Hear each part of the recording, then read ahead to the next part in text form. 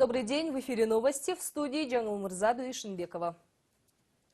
Бишкек чуть было не лишился одной камеры, отслеживающей нарушение правил дорожного движения. Переносной аппаратно-программный комплекс пытались украсть прямо на дороге в селе Бешкунге Аламединского района. По словам очевидцев, злоумышленник собирался погрузить оборудование в багажник своего авто, если бы не оператор компании «Вега», который обслуживал этот видеофиксатор. Он и помешал воришке осуществить коварный план, буквально вырывая из рук аппарат. Последний уже написал заявление в милицию. Похитителей, как оказалось, было двое. По неизвестной причине они начали препятствовать установке передвижного комплекса и ломать его. По некоторой информации, один из хулиганов – правоохранитель, работающий в службе специализированной охраны одного из районов Бишкека.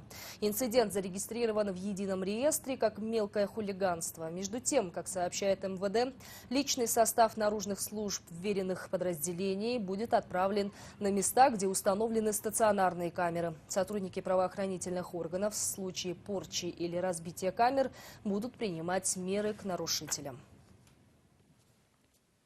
Сразу 7 судей стали фигурантами уголовного дела. Антикоррупционная служба установила факт вынесения заведомо неправосудных решений в интересах отдельных преступных групп, причастных к фактам рейдерского захвата объектов недвижимости и месторождений иностранных инвесторов.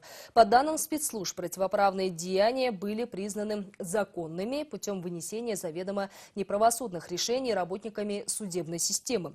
Генеральной прокуратурой в отношении 3 действующих судей Бишкекского городского суда, 3 действующих и одного бывшего судьи Верховного суда возбуждено уголовное дело по признакам преступления, предусмотренного статьей «Коррупция». Отметим, что в ноябре прошлого года по вышеуказанным фактам было возбуждено уголовное дело в отношении бывшего председателя Свердловского районного суда города Бишкек.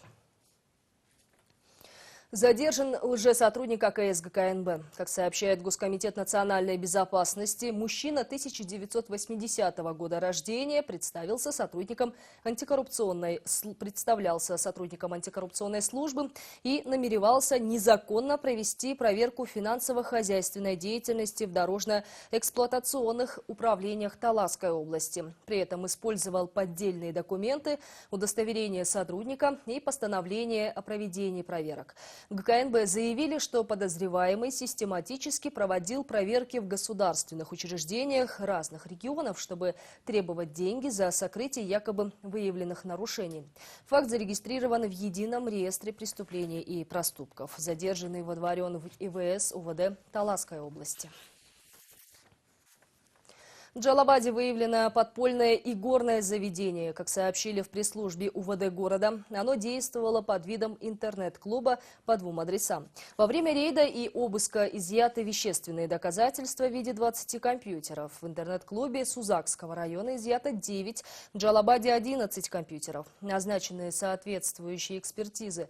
Также задержан 43-летний мужчина по подозрению в организации притона для проведения азартных игр и водворен в ИВС. Данный факт был зарегистрирован в едином реестре. Началось расследование. Государственная служба по борьбе с экономическими преступлениями подвела итоги работы за прошлый год. Так сообщает ведомство, по итогам оперативно-служебной деятельности количество выявленных правонарушений составило 1568 фактов с ущербом 6 миллиардов сомов. Оперативными сотрудниками было рассмотрено и передано почти 2000 материалов в следственные подразделения ГСБ и другие органы. Всего по республике по экономическим и коррупционным преступлениям возбуждено 1111 уголовных дел.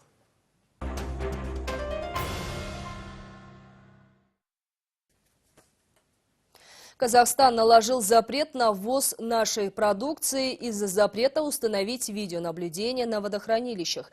Об этом сегодня на заседании парламентской фракции Республика Таджурт заявил министр сельского хозяйства Нурбек Мурашев.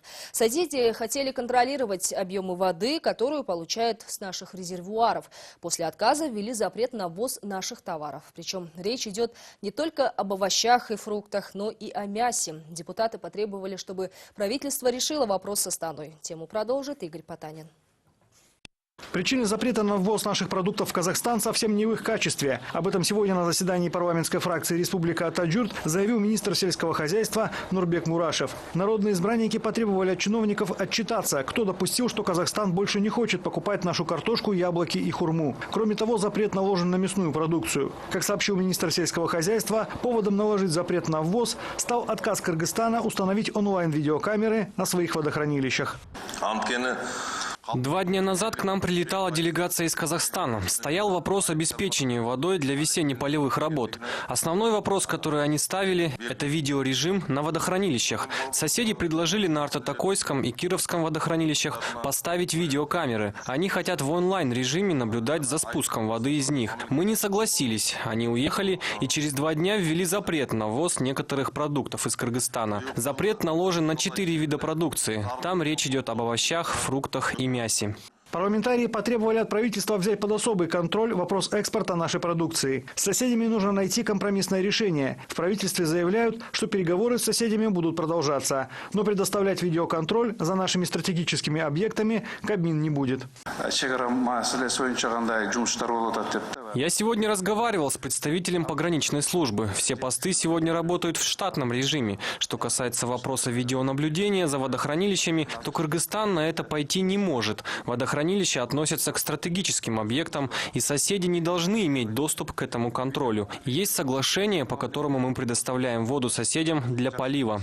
Народные избранники призвали правительство решить проблемы в кратчайшие сроки. От экспорта зависит не только финансовое положение фермеров, но и продовольственная безопасность. Спор по воде длится уже не 1 десяток лет, и пора найти решение, которое устроит все стороны.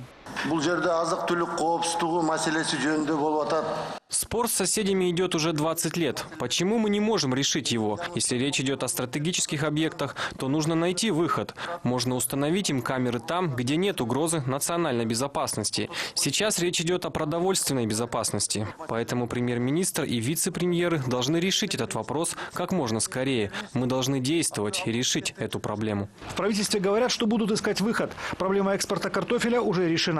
По словам министра сельского хозяйства, нашу продукцию решил купить Узбекистан. Уже сейчас ежедневно к соседям отправляют по 500 тонн картошки. Если будут снижены железнодорожные тарифы, то объемы экспорта еще возрастут. Игорь Потанин, Эрлан Кемельбеков, НТС.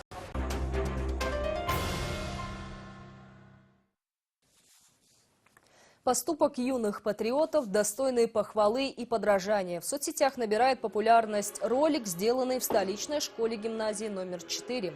Во время звучания гимна учащиеся в коридоре, спешившие на урок, на мгновение замерли и, приложив руку к сердцу, внимали звучащему государственному символу. К слову, уроки в 4-й школе всегда начинаются с гимна, что, по мнению директора этого учебного заведения, с детства взращивает чувство патриотизма у детей. В гимназии учатся дети разных национальностей, и, судя по этим кадрам, за подрастающее поколение можно быть спокойным, комментируют видео восхищенные соотечественники. И пока на этом все. Всего доброго и до встречи.